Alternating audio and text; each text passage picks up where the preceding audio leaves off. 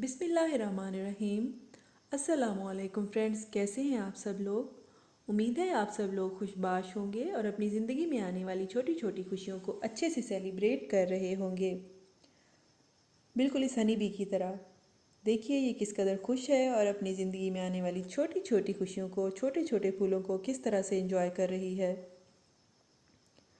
Friends, आज मैंने सोचा कि मैं आपको अपने स्प्रिंग के फ्लावर्स की कलेक्शन दिखाऊं। तो सबसे पहले मैंने चूज़ किया है हॉलैंड डैलिया के प्लांट को। ये बहुत सारे कलर्स में आता है, मेरे पास ये दो कलर्स में मौजूद है, एक तो येलो और पिंक में। और ये एक बहुत ही खूबसूरत फ्लावर है, इसको बहुत ज़्यादा केयर की ज़रूरत नहीं होती। आप इसको क्यारी में लगाएं या पॉट में लगाएं। लगाने से पहले आप वेल ड्रेन्ड सॉइल सेलेक्ट करें और उसके अंदर काऊ डंग पाउडर मिक्स करके इसको लगा दें।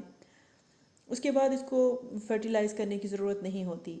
इसकी सीडलिंग सर्दियाँ शुरू होने से पहले कर ली जाती है और स्प्रिंग से लेके अर्ली समर तक ये फ्लावरिंग करता रहता है। ये हनी बीज और दूसरे जो बेनिफिशियल पॉलिनेटर्स होते हैं उनको अट्रैक्ट करता है। और ये डिफरेंट वाइब्रेंट कलर्स में आता है, जिसमें एक तो ये येलो और पिंक का है कम्बिनेशन, और दूसरा वाइट और येलो का कम्बिनेशन होता है, वो भी मैं आपको अभी दिखाऊंगी। किसी सियाने ने क्या खूब कहा है कि ज़मीन का म्यूज़िक होते हैं फ्लावर, जो ज़मीन बग़ैर किसी साउंड के हमें सुनाती है।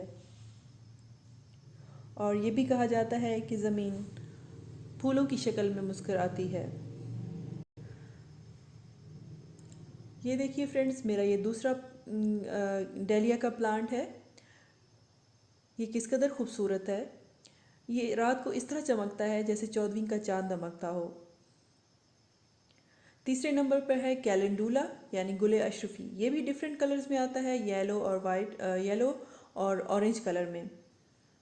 इसकी खुशबू भी बहुत ज़बरदस्त होती है और इसको भी केयर की बहुत ज़्यादा ज़रूरत नहीं होती है। आप एक ही दफ़ा सारे स्प्रिंग के फ्लावरिंग प्लांट्स ले आइए या उनके सीड्स ले आइए और उनको लगा दीजिए, तो ये सारे एक साथ लगे हुए डिफरेंट कलर्स में बहुत ही खूबसूरत लगते हैं। और इनको ज़्यादा वाटरिंग की ज़रूरत भी नहीं होती है। आपने दिन में एक बार, जब सॉइल 85% तक ड्राई हो जाए, तो आप इनकी वाटरिंग कर दीजिए। और सनशाइन, इनको फुल डायरेक्ट सनलाइट चाहिए होती है। और ज़मीन के अंदर अगर लगे हुए हों तो इनकी ग्रोथ बहुत ही ज़बरदस्त होती है।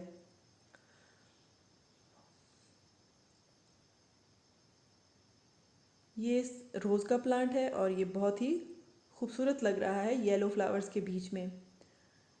फ्रेंड्स, ये है मैरीगोल्ड का प्लांट। मैरीगोल्ड के प्लांट पर भी बहुत ही ज़बरदस्त फ्लावरिंग हुई हुई है। और जब ये फ्लावर ड्राई हो जाता है तो इसके सीड्स बन जाते हैं, जो इसका बड होता है उसके अंदर सीड्स बन जाते हैं। आप चाहें तो जब फूल ड्राई हो जाए तो आप इसको कट करके अपने पास रख लें, पॉलीथीन बैग में अखबार के अंदर लपेट कर, थोड़ी सी राख मिलाकर, ताकि ये नेक्स्ट ईयर के लिए आपके पास सीड्स महफूज हो जाएं और आप खुद से सीडलिंग कर सकें नेक्स्ट ईयर। और फ्रेंड्स, इस प्लांट को भी बहुत ज़्यादा केयर की ज़रूरत नहीं होती है। अगर आप चाहें तो हर महीने NPK 18-18-18 5 लीटर पानी में मिलाकर इन फूलों पर 5 लीटर पानी में 2 से 3 चम्मच मिलाकर इन फूलों पर स्प्रे कर दें, इनके लीव्स पर। तो इन लीव्स की शाइन भी बहुत अच्छी होती है और इनका कलर भी बहुत लश ग्रीन हो जाता है। मैंने काफ़ी सारे पॉट्स के अंदर भी ये मैरीगोल्ड के प्लांट लगाए हुए हैं। ये मेरा फाइकस का प्लांट है, जिसके अंदर साइडों पर मैंने मैरीगोल्ड के ये फ्लावर्स लगाए हैं और ये देखने में बहुत ही ज़बरदस्त लग रहा है। नेक्स्ट मेरी कलेक्शन में डेज़ी शामिल है। डेज़ी का प्लांट बहुत ही ज़बरदस्त है और मैंने फ़र्स्ट टाइम इसको ग्रो किया है खुद सीड्स के ज़रिए। फ्रेंड्स, इनकी कटिंग भी लग जाती है और इनको सीड्स के साथ भी ग्रो किया जा सकता है। जैसे कि डेज़ी और मैरीगोल्ड, इनको आप कटिंग के ज़रिए भी बहुत इजीली लगा सकते हैं। और ये डेज़ी का प्लांट है और ये डिफरेंट कलर्स में आता है।